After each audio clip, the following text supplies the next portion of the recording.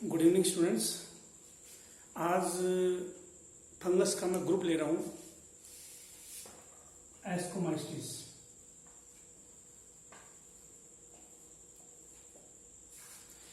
अभी तक मैंने ग्रुप लिया है फाइकोमाइस्टिस का और दूसरा लिया था फाइकोमाइस्टिस लिया था और बेसिडियोमाइस्टिस। अगर कोई तुम्हारे से ये पूछे फंगस में उस फंगस का नाम बताओ जिसमें एसेप्टेड हाइफा होते हैं तो जवाब दोगे फाइकोमाइस्टिस। इसके अलावा कोई भी ग्रुप हो बगैर गए क्या लिखोगे? Septate Haifa. ब्रांच भी हो सकते हैं। जो कोई पूछे एसेप्टेड हाइफा, देखो मैंने ये बताया था फंगस में, ये फंगस है, ये हाइफा है, फंगस का हाइफा है। ये बीच में सेल वॉल अगर गायब कर दो तो क्या बन जाएगा? एसेप्टेड। और सेल वॉल लगा दो तो क्या बन जाएगा? सेप्टेड। अगर मैं सेल वॉल लगा दूं तो सेप्टेड है, सेल वॉल हटा दूं तो एसेप्टेड है। और एसेप्टेड हाइफा सिर्फ एक ग्रुप में आता है जो मैं करवा चुका हूं उस ग्रुप को, फाइकोमाइस्टिस। फाइकोमाइस्टिस वो फंगस है जिसमें एसेप्टेड हाइफा होती है। और सारे फंगस कोई भी ग्रुप पढ़ोगे सब में सेप्टेड हाइफा। तो बेसिडियोमाइस्टिस ग्रुप कराए उसमें भी सेप्टेड हाइफा था, तो इसमें भी सेप्टेड हाइफा है। इसके अलावा एक ग्रुप और बचेगा उसमें भी सेप्टेड हाइफा है। तो बोलोगे जी एसेप्टेड हाइफा। कोई पूछे फाइकोमाइस्टिस क्या होती है, बोले एसेप्टेड हाइफा हट गई हो तो। कोई पूछे एस्कोमाइस्टिस, बेसिडियोमाइस्टिस, ड्यूटोमाइस्टिस क्या होती है, तो बोलोगे जी सेप्टेड हाइफा। फिर बोलोगे जी कोई डिफरेंस भी होगा इनमें, तो डिफरेंस ये है spores bye meiosis, spores bye meiosis एक बात, और एंडोस्पोर। जैसे ये सेल है, ये 2n, इसके अंदर ये 4 न्यूक्लियस बन गए, ये 4 बन गए और मियोसिस से बन गए। बाद में चारों बार मेम्ब्रेन आ गई और ये शेल टूट गई और 4 स्पोर बाहर आ गए।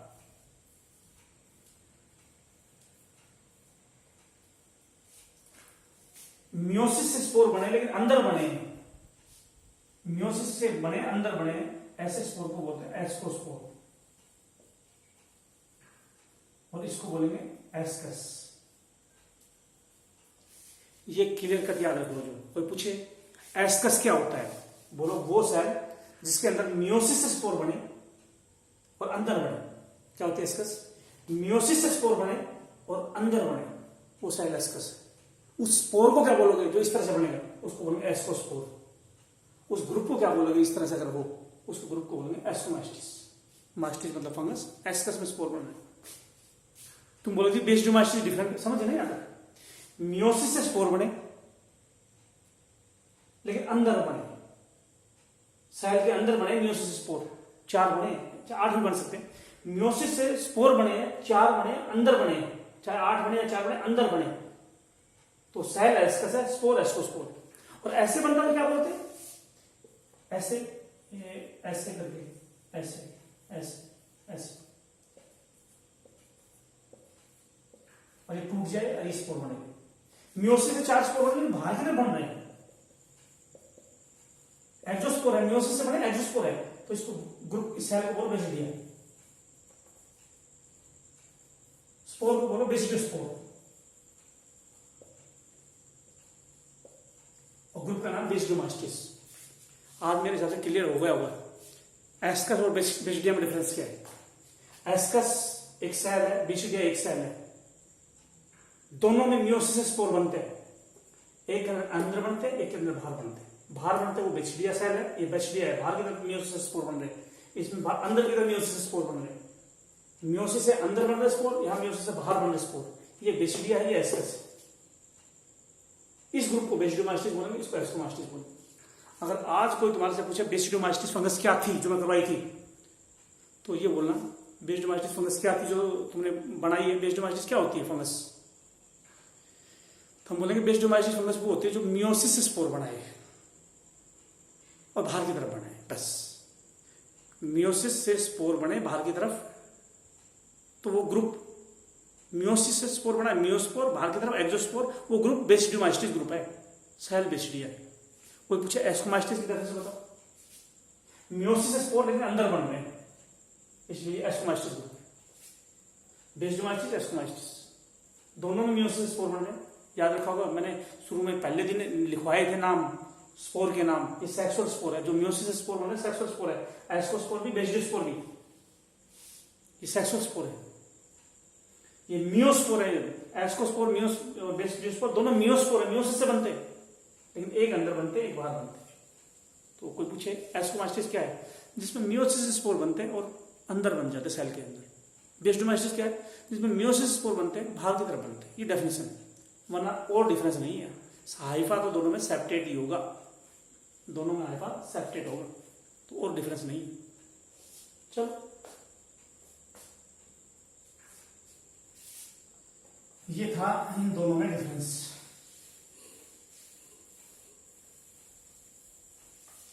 कहां मिलती है एस्कोमाइस्टिस? ये पैरासाइट हो सकती है, ये सैप्रोफाइट हो सकती है, ये कोप्रोफिलस हो सकती है, ये डीकंपोजर हो सकती है।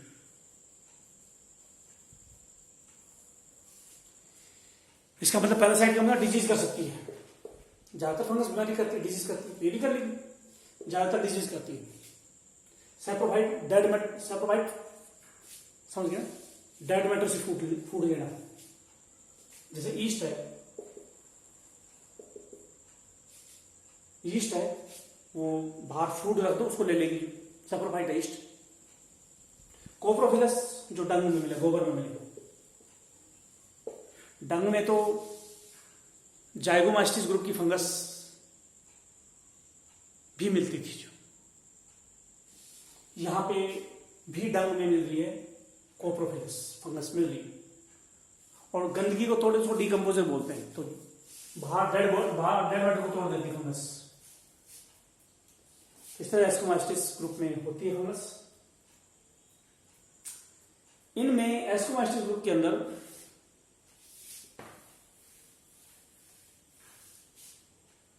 कोनिडियोस्पोर बनते हैं।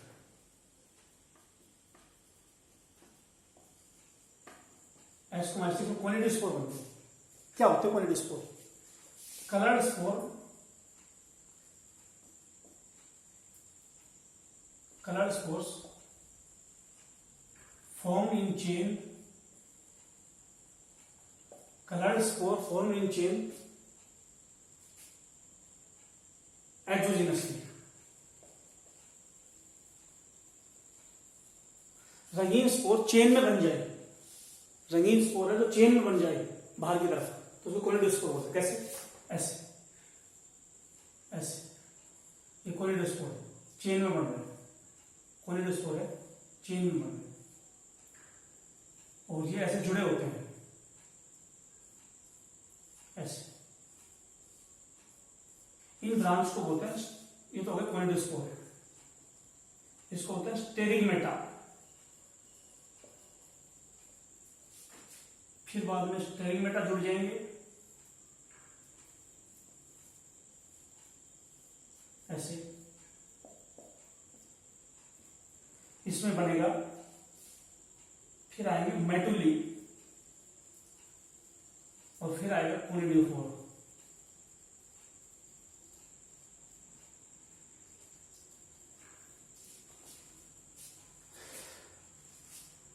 जिस पेनिसिलियम में ऐसा होता है, पेनिसिलियम फंगस एस्कोमास्टिस ग्रुप की फंगस है, डिटेल में बाद में लेता हूं। पेनिसिलियम फंगस में स्पोर चेन में बनते हैं। अगर ये पूछा जाए, सीक्वेंस में पूछा जाता है, इनको सीक्वेंस वाइज लगाओ, कोनिडियोस्पोर किस ब्रांच पे जुड़े हुए हैं, तो बोलोगे स्टेरिगमेटा में। स्टेरिगमेटा के नीचे कौन सी ब्रांच आती है? मेटुली। मेटुली के नीचे कौन सी ब्रांच आती है? कोनिडियोफोर। सबसे नंबर पहले पे कोनिडियोस्पोर, दूसरे पे मेटुली, तीसरे पे दूसरे पे स्टेरिगमेटा, तीसरे मेटुली, चौथे पे कोनिडियोफोर। चाहे इनको यूं ले लो, इसको पहले पे ले लो, इसको दूसरे पे ले लो, इसको तीसरे पे ले लो, और इसको चौथे पे ले लो। चौथे को पहले में ले सकते हो ऐसे, ये दूसरी ब्रांच है, तीसरी ब्रांच है, चौथी ब्रांच। कोनिडियोफोर की ब्रांच को कहा मेटुली, मेटुली की ब्रांच को कहा स्टेगमेटा, और स्टेगमेटा के ऊपर कोनिडियोस्पोर होंगी। ये भी क्वेश्चन आ जाता है। अब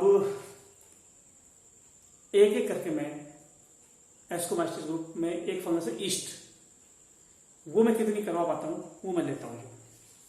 मैं लेता हूँ, पहले वीडियो देख लेता हूँ क्लियर बना नहीं बना।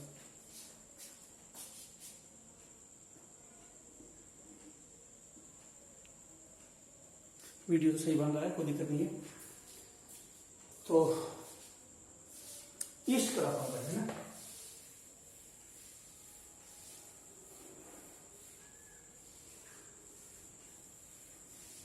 ईस्ट यूनिसेलुलर फंगस होती है।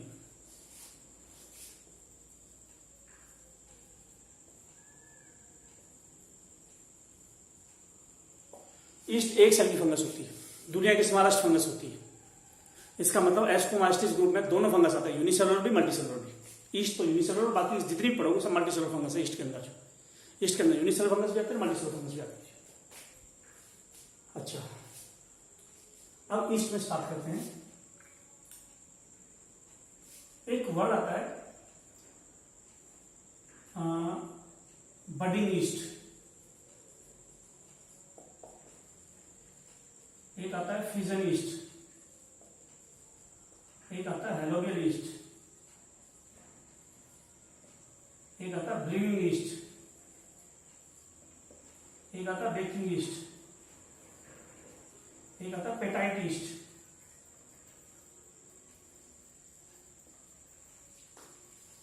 जो ईस्ट बडिंग करे, बडिंग का मतलब समझते हो ऐसे, ये ईस्ट है, ये बड बना रही है। जो ईस्ट बडिंग करे उसको बडिंग ईस्ट बोलते हैं। Scientific name Saccharomyces cerevisiae. जो ईस्ट बड बनाए उसको बोलते हैं बडिंग ईस्ट। साइंटिफिक नेम है बडिंग ईस्ट का साइक्रोमाइसिस सेरेवेसी। ये क्या करती है? बडिंग शो करती है, शो बडिंग। जो बाइनरी फिजन शो करे उसको फिजन ईस्ट बोलते हैं। शो बाइनरी फिजन, जो बाइनरी फिजन करे उसको फिजन ईस्ट बोलते हैं। इसका साइंटिफिक नेम है साइजो साइक्रोमाइसिस। और जो ईस्ट बाइनरी फिजन बडिंग दोनों करे उसको हेलोवियल ईस्ट बोलते हैं।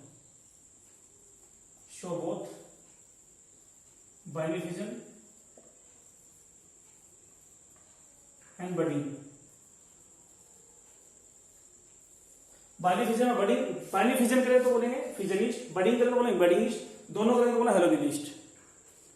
बडिंग ईस्ट का साइंटिफिक नेम साइक्रोमाइसिस सेरेवेसी, फिजन का साइजोसाइक्रोमाइसिस, और हेलोवियल का नाम है सैक्रोमाइकोइड्स।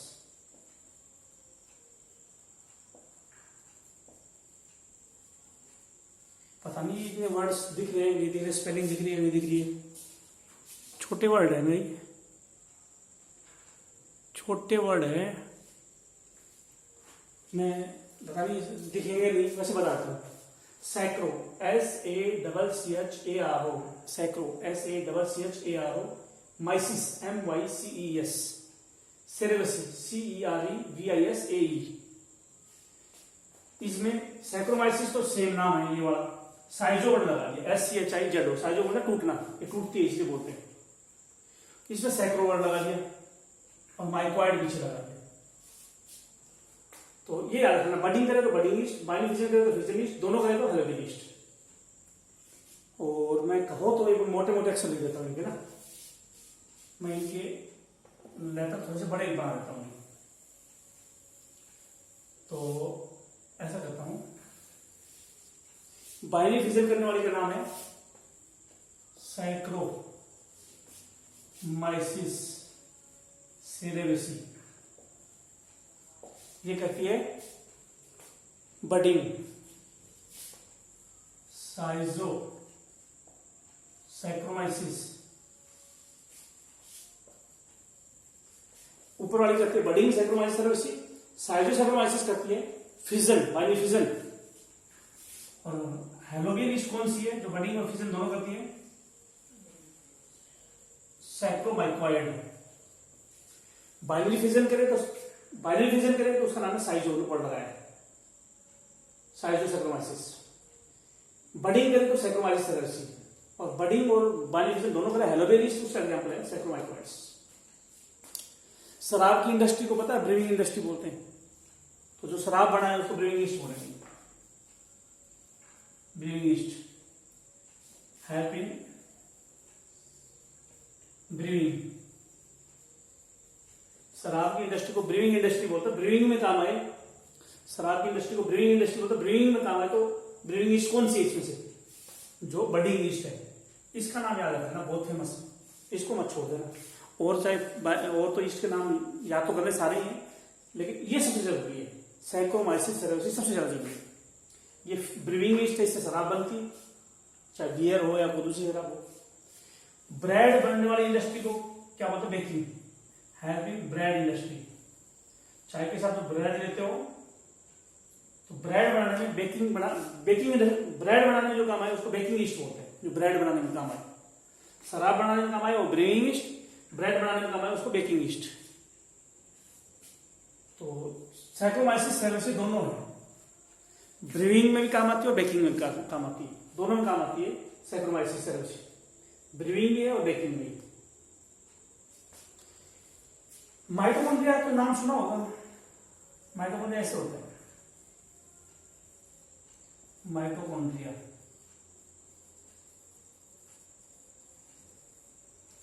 माइटोकॉन्ड्रिया ऐसे होता है। अंदर जो फोल्ड होती है वो क्रिस्टा बोलते हैं। माइटोकॉन्ड्रिया में अंदर फोल्ड होते हैं क्रिस्टा। कभी कभी कई बार क्या होता है, ईस्ट के माइटोकॉन्ड्रिया में क्रिस्टा गायब हो जाता है और छोटी हो जाती है माइटोकॉन्ड्रिया, और उस ईस्ट को बोलेंगे पेटाइट ईस्ट। पेटाइट ईस्ट क्या है? Small mitochondria. इन ईस्ट के अंदर इनमें क्या मिलता है? स्मॉल माइटोकॉन्ड्रिया है,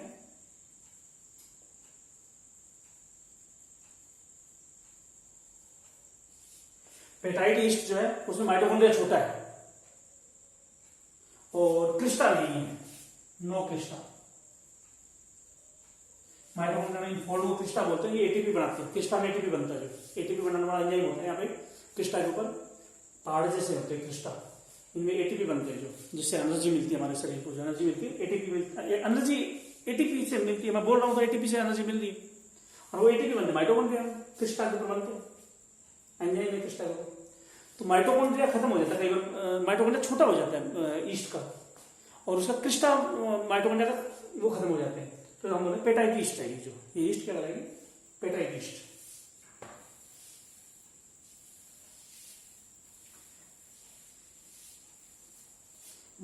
वैसे तो बोलते हैं फंगस की सेल वॉल में क्या मिलता है? काइटिन।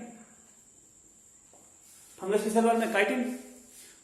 कुछ फंगस थी जिसमें मिलता था सेलुलोज, वैसे काइटिन को भी फंगल सेलुलोज बोल सकते हैं।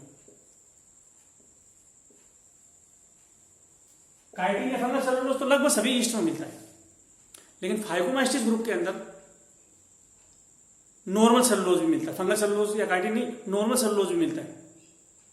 उसी तरह ईस्ट भी एक्सेप्शन है। जिस तरह फाइकोमास्टिस ग्रुप में एक्सेप्शन थी कि सेल वॉल में काइटिन की जगह सेलुलोज था, उसी तरह से ईस्ट भी एक्सेप्शन है। उसमें काइटिन बहुत थोड़ा मिलता है ईस्ट के अंदर सेल वॉल में। क्या मिलता है? इसमें मिलता है ग्लूकन और मैनन, glucan and Menen. Glucan glucose का पॉलीमर है, ग्लूकोज का पॉलीमर है ग्लूकन, और मैनोज का पॉलीमर है मैनन।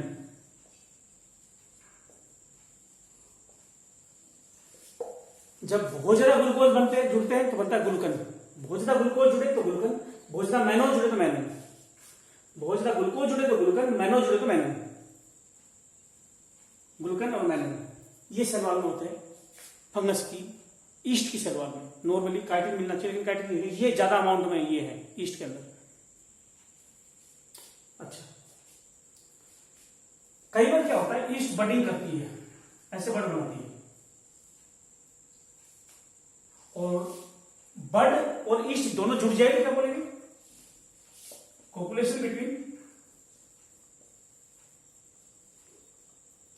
बड एंड ईस्ट, पेडोगमी।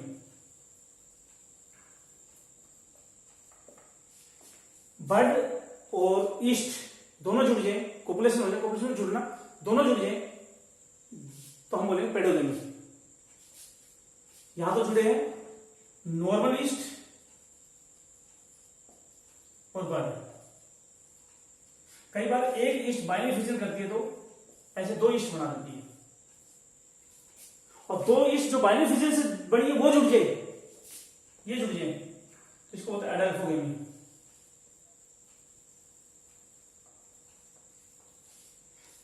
एडल्फोगेमी क्या होती है? जब बड और नॉर्मल सेल जुड़ जाए, कोपुलेशन इन दोनों में हो तो बोलेंगे पेडोगमी, और नॉर्मल जो सेल बाइनरी फिजन से बनी वो जुड़ जाए तो उसको बोलेंगे एडल्फोगेमी। एडल्फोगेमी होती है, क्या होती है adelphogamy? Fusion of normal cell, two normal cells form by binary fission.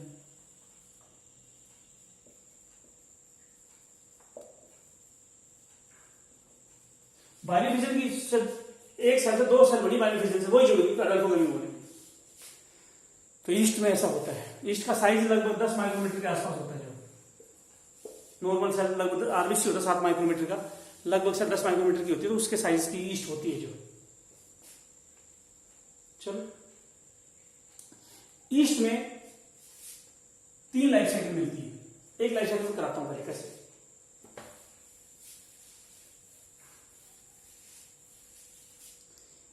East 2 type की होती है, एक छोटी ईस्ट होती है ऐसे, ये छोटी ईस्ट, एक बड़ी ईस्ट है। छोटी ईस्ट को बोलते हैं ड्वार्फ स्टेन, छोटी ईस्ट को बोलते हैं ड्वार्फ स्टेन, और बड़ी ईस्ट को बोलते हैं लार्ज स्टेन।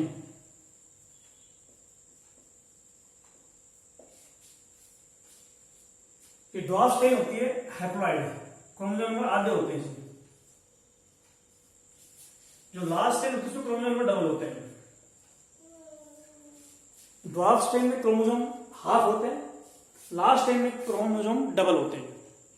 अच्छा, पता है क्या करती है? दोनों बडिंग करती है, ड्वार्फ स्टेन भी बडिंग करती है और लास्ट स्टेन भी बडिंग करती है। ये बढ़ रहा है, बडिंग कर रही है दोनों, ये भी बड बना रही है, बड कर रही है, बडिंग बना कर रही है, दोनों बडिंग कर रही है। हैप्लॉइड सेल भी डिप्लॉइड सेल भी, क्रोमोसोम नंबर हाफ वाली भी डबल वाली।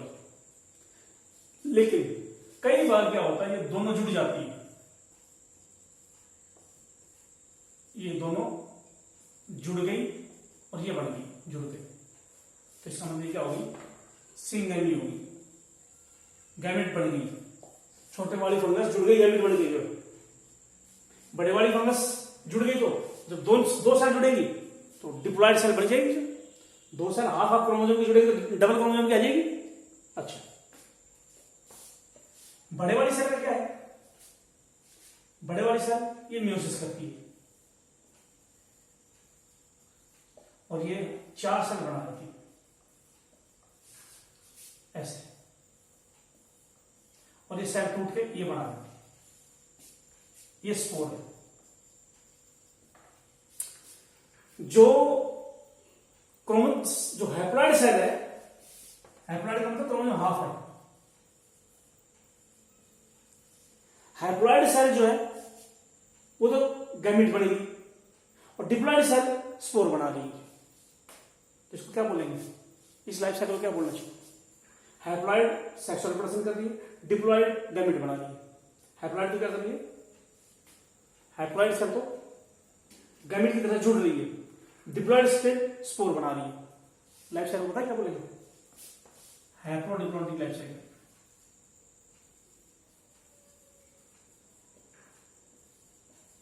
किसको बोलते हैं? हैप्लोडिप्लॉइडिक लाइफ साइकिल, जिसमें हैप्लॉइड और डिप्लॉइड होगी बारी बारी साइड। ये हैप्लॉइड है, जुड़ गया डिप्लॉइड आएगा, फिर मियोसिस होगी, फिर हैप्लॉइड आएगा, फिर जुड़ गया डिप्लॉइड आएगा, फिर मियोसिस होगी, हैप्लॉइड आएगा, ऐसे चलता रहेगा। ईस्ट में ऐसा होता है, अगर हैप्लॉइड सेल डाल दी कल्चर में तो जुड़ के डिप्लॉइड बना देगी, डिप्लॉइड बनेगी, डिप्लॉइड से मियोसिस होगी, फिर हैप्लॉइड आ जाएगी, फिर हैप्लॉइड जुड़ेगी, हैप्लॉइड सेल जुड़ेगी तो डिप्लॉइड आ जाएगी, डिप्लॉइड मियोसिस से फिर हैप्लॉइड हो जाएगी, बारी बारी से चलते रहेंगे। हैप्लॉइड और डिप्लॉइड सेल बारी बारी से आएगी, लाइफ साइकिल हैप्लॉइड डिप्लॉइड बोलते हैं। ये प्लांट किंगडम में होती है लाइफ साइकिल, ये यहां याद कर लो। और इनमें ए सेक्सुअल रिप्रोडक्शन और सेक्सुअल रिप्रोडक्शन बारी बारी से हो रहा है। इनमें ये कौन सा रिप्रोडक्शन है, गैमेट जुड़ रही है, सेक्सुअल रिप्रोडक्शन, ये सेक्सुअल रिप्रोडक्शन है, इसमें गैमेट की तरह से काम कर रही है सेल, गैमेट जुड़ रहे हैं तो सेक्सुअल रिप्रोडक्शन बोल रहे हैं।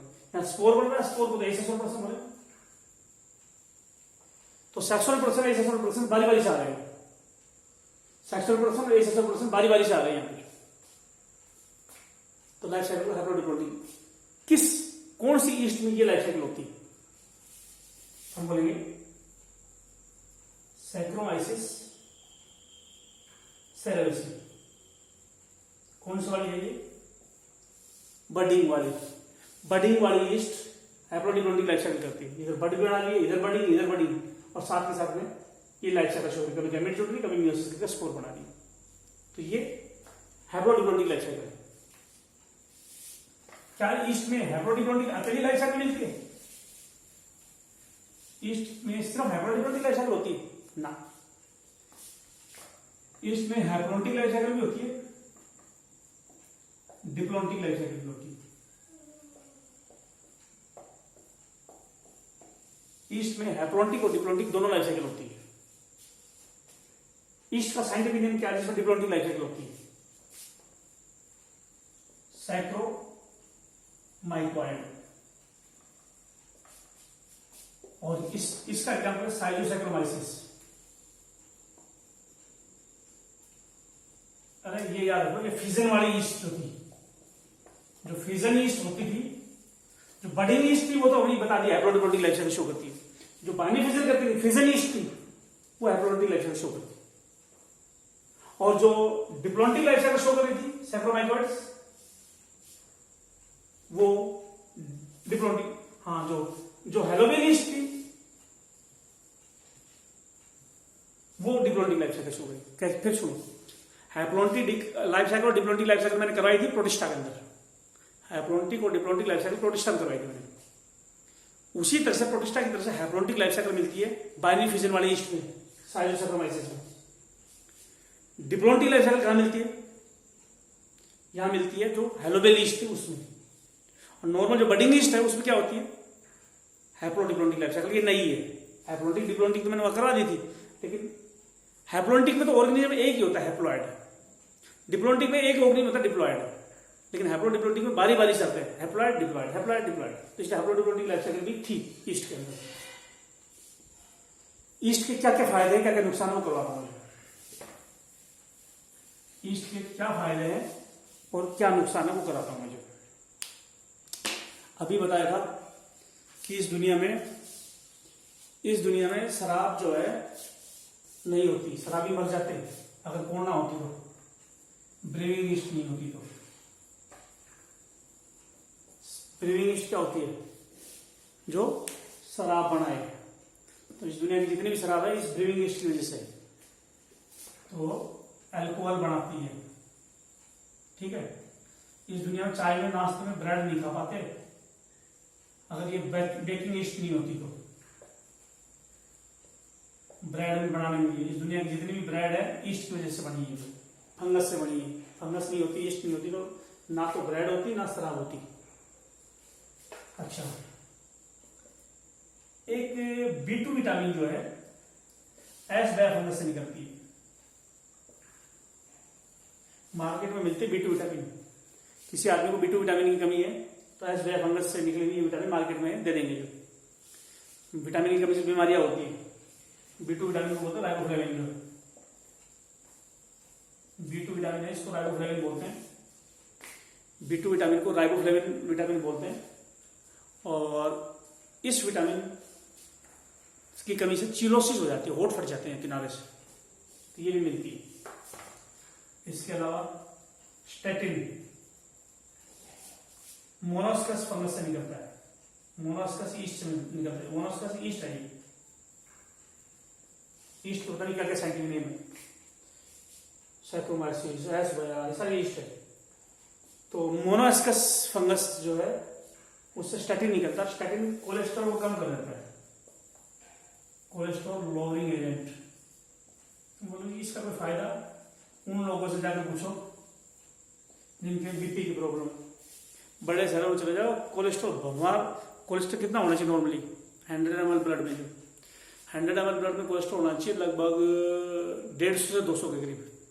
दुनिया में 500, 600, 700 ऐसे कोलेस्ट्रॉल होता है। हार्ट पे अटैक आने के पूरे चांस होते हैं, क्या पता कब अटैक आ जाए, कब मर जाए। तो इसलिए कोलेस्ट्रॉल को कम करने के लिए एक दवा दी जाती है, उसका नाम है स्टेटिन। तो हार्ट अटैक नहीं आएगा, कोलेस्ट्रॉल नीचे रहेगा, ये दवा रहेगी। तो स्टेटिन दवा जो है मोनोस्कस फंगस से निकली है। अब कुछ बीमारियां हैं, जो ईस्ट से ही होती है। ईस्ट के फायदे थे, ईस्ट के नुकसान भी है। क्या क्या नुकसान है? सिल्क मोथ, निमेटोस्पोरा, ये सिल्क मोथ को किल कर देता है। ये फंगस है निमेटोस्पोरा फंगस, सिल्क मोथ को मार देता है। तो सिल्क की पैदावार का आफत होती है, silk production is affected.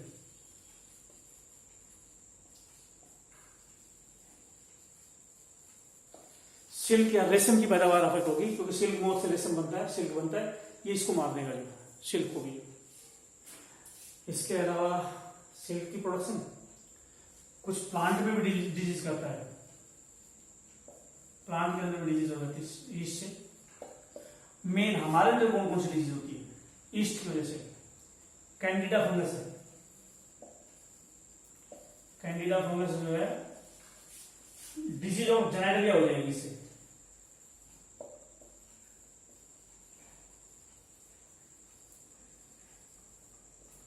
Reproductive organ को जेनेरिया बोलते हैं, रिप्रोडक्टिव ऑर्गन को जेनेरिया को खराब कर देता है, रिप्रोडक्टिव ऑर्गन की बीमारी कर देता है कैंडिडा। अच्छा, कैंडिडा से जेनेरिया अफेक्ट हो गया। कैंडिडा भी ईस्ट है, सारी ईस्ट है, ईस्ट है सारी। ईस्ट के साइंटिफिक नेम अलग अलग है, एक सेल की फंगस है, थोड़ी थोड़ी इनकी शेप में डिफरेंस है, लेकिन अलग अलग नाम है, इनकी अलग अलग बीमारियां है। तो ये नाम धीरे धीरे याद होंगे, बीमारियां भी धीरे धीरे याद होंगे। अच्छा, इसके अलावा टोरुला, ये वुमेन के अंदर स्किन डिजीज करता है। टोरुला ईस्ट जो है वुमेन के अंदर स्किन की बीमारी कर देता है, टोरुला जो। क्रिप्टोकोकस इस ईस्ट से मेनिंजाइटिस हो जाती है।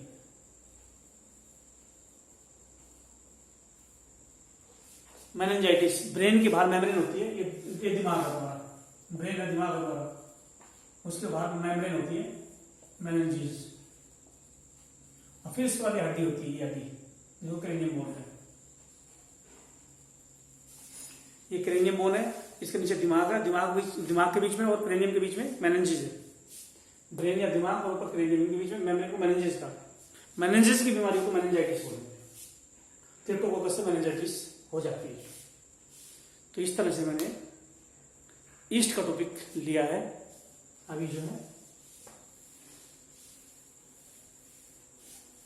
ईस्ट जो है उसकी बीमारी मैंने ली है।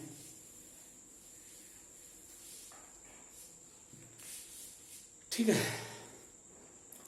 अब ईस्ट के बाद आते हैं एस्कोमाइस्टिस ग्रुप में और भी फंगस है। कौन कौन सी फंगस है? एक एक कुछ फंगस में निकाल पाऊंगा जो। तो अभी देख सकते हो कितना टाइम बचा है, 10 मिनट और है। जो 10 मिनट में कितनी फंगस निकाल सकती है एस्कोमाइस्टिस ग्रुप की, वो मैं निकालता हूँ। लो, एक फंगस है एरिसिफे, इससे डिजीज होती है पाउडरी मिल्ड्यू। इन सीरियल्स अनाज की बीमारी है पाउडरी मिल्ड्यू। तुमने पढ़ा था डाउनी मिल्ड्यू, डाउनी मिल्ड्यू ये स्क्लेरोस्पोरा से हुई थी अनाज में, और पेरानोस्पोरा से हुई थी, नाम बड़े मुश्किल बहुत मुश्किल याद होंगे, धीरे धीरे याद होंगे।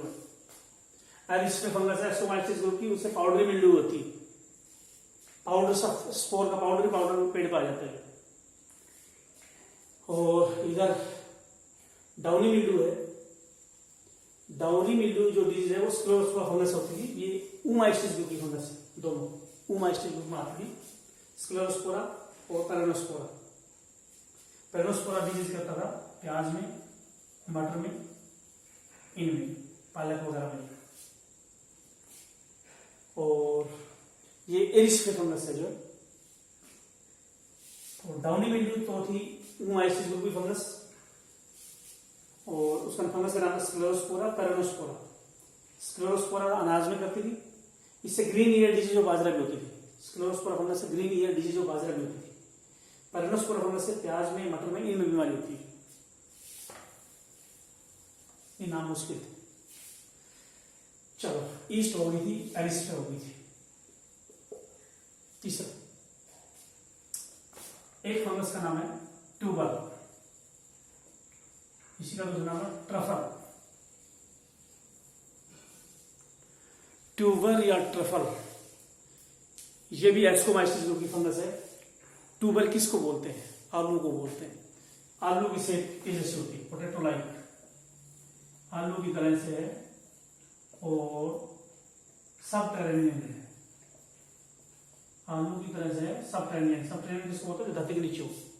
आलू भी धरती के नीचे, ये भी धरती के नीचे, ये भी शेप में आलू की जैसी, ये भी आलू की जैसी। और इसके अलावा इसको निकालने के लिए डॉग का यूज कर सकते हो, डॉग ढूंढ के निकाल देगा। पिग का यूज कर सकते हो, डॉग और पिग इसको खोद के निकाल सकते हैं इस फंगस को, और इसको खाया जाता है। एडिबल है, आलू की तरह से खाएंगे इसको। अच्छा, एक और फंगस है मोरेल मोरचेला या गुच्ची। नाम बड़े मुश्किल है। ये याद रखना है कि ये फंगस एस्कोमाइसिस ग्रुप में आती है। इनको भी खाया जाता है, इनको भी खाते हैं। मोरेल मोरचेला गुच्ची को भी खाते हैं, ट्यूबर ट्रफल को भी खाते हैं। चलो, हाँ एक बात याद रखना कि रिप्रोडक्टिव पार्ट को क्या बोलते हैं? एस्कोमाइसिस ग्रुप के रिप्रोडक्टिव पार्ट को एस्कोकार्प, और बेसिडियोमाइसिस ग्रुप के रिप्रोडक्टिव पार्ट क्या बोलते हो? बेसिडियोकार्प। जो स्पोर बनाए, जो रिप्रोडक्शन में काम आए, उसको कार्प वर्ड लगा देता है। बेसिडियोमाइसिस ग्रुप में रिप्रोडक्टिव पार्ट को बोलेंगे बेसिडियोकार्प, एस्कोमाइसिस ग्रुप में रिप्रोडक्टिव पार्ट को बोलेंगे एस्कोकार्प। और जो खाते हैं वो कार्प ही खाते हैं। मशरूम में खा रहे हो, मशरूम तो बेसिडियोमाइसिस ग्रुप की फंगस थी, उसमें क्या खा रहे हो? बेसिडियोकार्प खा रहे हो। मशरूम के अंदर बेसिडियोमाइसिस ग्रुप की फंगस थी मशरूम, उसमें बेसिडियोकार्प खाते हैं। और एस्कोकार्प खाते हैं इन सब में, ये एस्कोकार्प खाते हैं इनका, इन फंगस का एस्कोकार्प खाते हैं। आलू का जैसा है वो एस्कोकार्प है। एस्कोमाइसिस ग्रुप का रिप्रोडक्टिव पार्ट ये खाते हैं। तो एस्कोकार्प एस्कोमाइसिस ग्रुप का रिप्रोडक्टिव पार्ट है, बेसिडियोमाइसिस का रिप्रोडक्टिव पार्ट बेसिडियोकार्प, इन्हीं को खाते हैं। रिप्रोडक्टिव पार्ट को खाया जाता है। चलो, और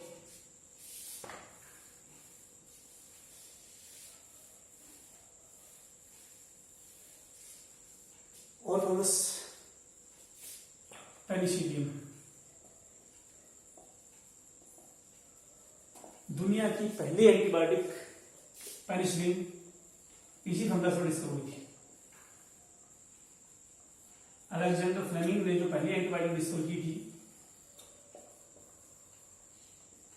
अलेक्जेंडर फ्लेमिंग ने पहली एंटीबायोटिक जो डिस्कवर की थी पेनिसिलिन, वो इस फंगस में डिस्कवर हुई थी। इस फंगस की कौन सी स्पीसीज थी जिसमें डिस्कवर हुई थी? Penicillium notatum. पेनिसिलियम नोटेटम में पेनिसिलिन डिस्कवर हुई थी। आज पेनिसिलिन कहां से निकाली जाती है? नोटेटम से नहीं निकाला जाता। पेनिसिलियम क्राइसोजिनम। टुडे आज जो है पेनिसिलिन जो है इज ऑब्टेन फ्रॉम, आज पेनिसिलिन निकाली जाती है इससे, क्राइसोजिनम की स्पीशीज से। पहले पेनिसिलिन नोटेड में पेनिसिलिन डिस्कवर हुई थी, आज क्राइसोजिनम से निकाली जाती है। इससे एक एंटीबायोटिक और निकलती है। पेनिसिलियम फंगस जो है ग्रीशियोफर्वम,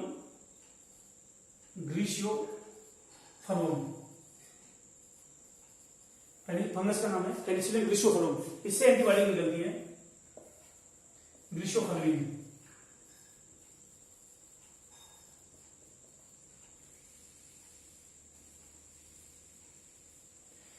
पेनिसिलियम ग्रीशियोफर्वम से एंटीबायोटिक निकलती है, पेनिसिलियम ग्रीशियोफर्वम से निकलती है ग्रीशियोफर्विन। तो पेनिसिलिन फंगस से पेनिसिलिन भी डिस्कवर हुई और ग्रीशियोफर्विन भी निकलती है। पेनिसिलिन को वंडर ड्रग बोलते हैं, अद्भुत दवा।